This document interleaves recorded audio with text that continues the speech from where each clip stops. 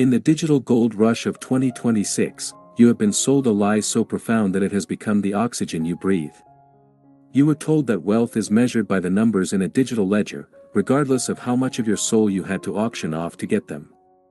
But in this 66th chapter of our journey, we expose the wage slavery illusion. Christopher is here to remind you that if you are trading your finite hours for a fixed amount of paper, you are not an entrepreneur, you are a high-end tenant of your own life. Most men are rich slaves. They have the European cars, the Swiss watches, and the designer suits, but they don't have the key to their own front door. They are on call, on demand, and on the constant verge of a mental collapse. We are shifting from income pursuit to time sovereignty. We are initiating the equity protocol. If you want to be truly wealthy, you must stop asking, how much can I earn, and start asking, how much of my day do I actually own? The matrix functions on a specific type of gravity called lifestyle creep. It wants you to earn more so that you can spend more, keeping you in a perpetual state of high-income poverty. It wants you productive, not free. It wants you to be a golden cog in a machine you don't control. This is why it promotes the hustle culture that glorifies burnout and ignores autonomy. In Chapter 66, we enter the realm of economic autonomy. We are moving beyond simple financial advice and entering the surgical domain of life asset management. We are teaching you that every dollar is a soldier meant to fight for your freedom, not a trophy meant to be displayed in a social media post.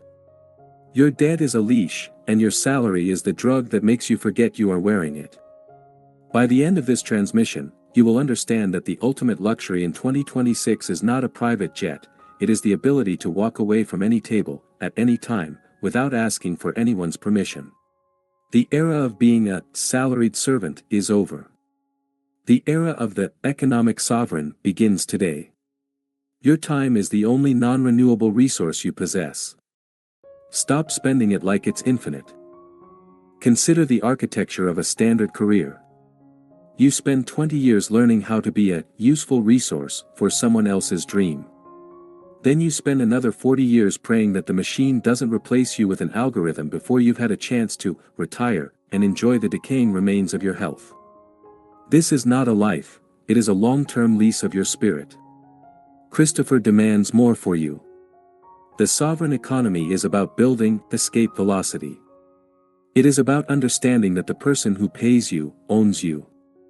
When you have one source of income, you have one master. When you have zero sources of leverage, you are a hostage. We are here to break the hostage-taking cycle of the 9 to 5. We are here to reclaim the hours that belong to your children, your passions, and your legacy. The first step to freedom is realizing that you are currently in a cage, even if the bars are made of gold and the floor is carpeted with corporate benefits. Understand the dark mechanics of modern money. Money is just stored time. When you buy a luxury you don't need, you aren't spending currency, you are spending the irreplaceable hours of your life you traded to get that currency. Christopher's equity protocol is built on the realization that most men are time bankrupt. They have assets on paper, but they have zero liquidity of the soul. In the American economy of 2026, inflation is not just happening in the supermarkets, it is happening in your calendar. Everything, from your apps to your corporate meetings, is designed to steal your focus and sell your minutes to the highest bidder. The sovereign man builds systems of leverage. He doesn't trade input for output, he builds engines that run while he sleeps, while he reflects, and while he lives. He understands that a small, lean life owned 100% by him is infinitely superior to a massive, bloated empire owned by the bank and a board of directors who view him as an expense line. This is the mathematics of autonomy. You must calculate your freedom number, not the astronomical amount you need to retire in a mansion, but the precise amount you need to say no to the world. The moment your passive systems or your equity-based assets cover your basic existence, you are no longer a target for corporate manipulation. You move with quiet power because you are not hungry. Predators in the business world can smell need from a mile away. If you need the deal to pay your mortgage, you've already lost the negotiation before it even started.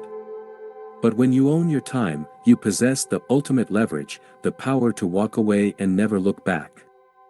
This indifference to the hustle is what actually attracts the highest levels of wealth. By valuing your time above all else, the world is forced to value it too. You are no longer a commodity in the labor market, you are a rare resource that dictates its own price. Most people are terrified of the word no. They fear that saying no to a client, a boss, or an opportunity will lead to their ruin. But the sovereign man understands that no is the foundation of his kingdom. Every yes you give to something you don't care about is a no to your own growth. In the sovereign economy, we don't accumulate things, we accumulate veto power. We accumulate the ability to look at a soul-crushing corporate contract and simply walk away without a second thought. This is the only true wealth. Everything else is just fancy window dressing on a cell block.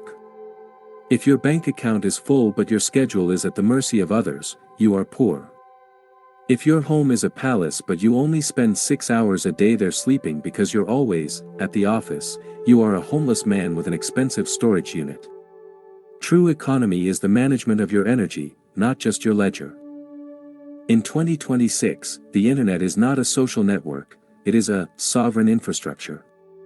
It is the first time in human history where a single man can command the labor of 1,000 code slaves and automated systems without paying a single salary. If you are still performing manual, repetitive tasks to survive, you are living in the 19th century with a 21st century device in your pocket. In Chapter 66, we study asymmetric returns. We are looking for the moves where a small amount of sovereign input creates a massive, ongoing, automated output. This is how you become a ghost in the machine. You build once, and you harvest forever. You are not working in the traditional, soul-crushing sense, you are architecting a reality that serves you. You are building digital real estate that collects rent while you are busy becoming the best version of yourself. This requires a vandal's heart. You must be willing to break the traditional rules of career, status, and social success. You must be comfortable with your neighbors thinking you are unemployed because they don't see you rushing to an office at 8 a.m. Christopher teaches you to desanctify the office. The office is a graveyard where dreams go to be buried under fluorescent lights and pointless emails. The sovereign man works from the shadows, from a quiet library, from a remote cabin, or from a silent room in the middle of the night. He uses permissionless tools, content, code, and capital to build his fortress. He doesn't ask for a promotion, he promotes himself to the position of king of his own time. By the time the crowd realizes what you've built, it is already too late for them to stop you.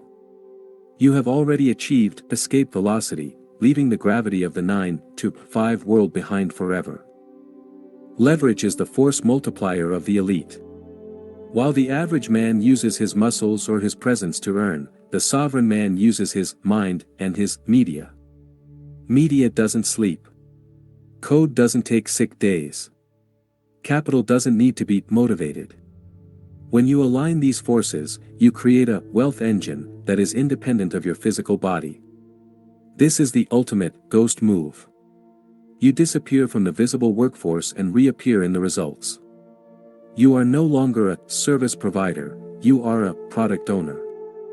You are no longer waiting for a paycheck, you are capturing the value of the systems you've created. This is the difference between wages and equity.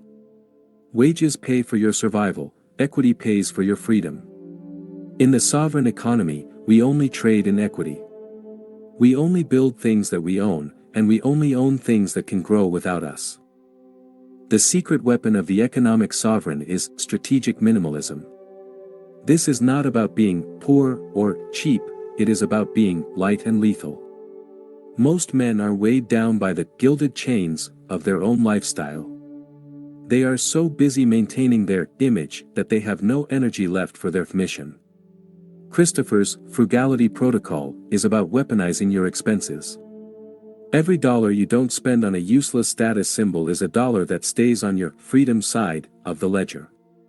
When your cost of existence is low, your risk tolerance is dangerously high.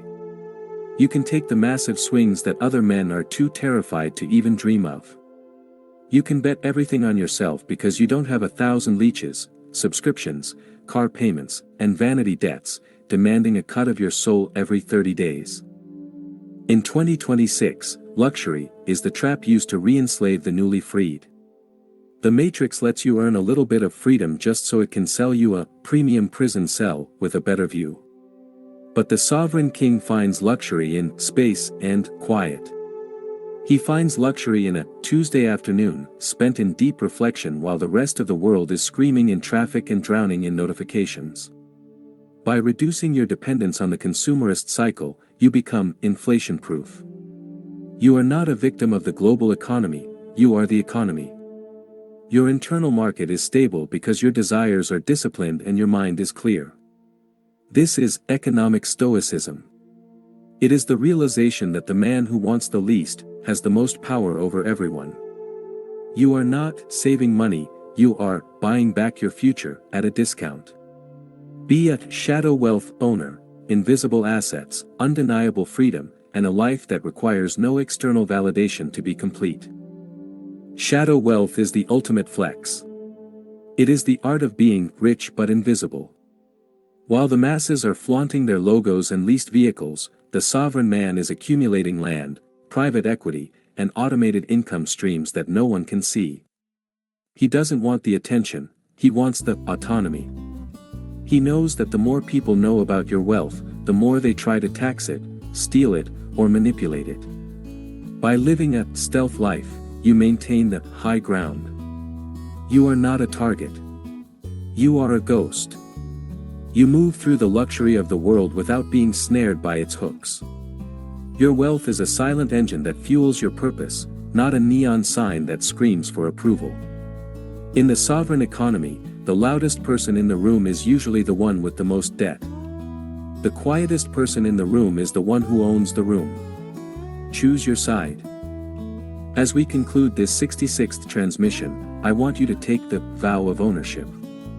From this moment forward, you will stop measuring your progress by your bank balance and start measuring it by your autonomy balance. You will treat every hour like a sovereign territory that must be defended against invaders. In the noise of 2026, your time is your only true kingdom. If you don't own it, someone else will rent it and use it to build their dream while yours rots in the corner. You are no longer a resource for the Matrix, you are the source of your own reality. You are the architect, the owner, and the absolute beneficiary of your own energy. The transmission of the 66th is complete. The equity protocol is now integrated into your decision-making. Go out into the world today and look at every opportunity through the lens of time cost. If it pays in gold but costs your soul, the price is too high. If it pays in freedom, it is a bargain at any price. This is Christopher, ending the broadcast for the silent owners of the new era. Stay lean. Stay leveraged. Stay sovereign. The man who owns his time, owns the world. Farewell for now, you wealthy ghost. The clock is ticking, but today, for the first time, you are the one who decides when it stops.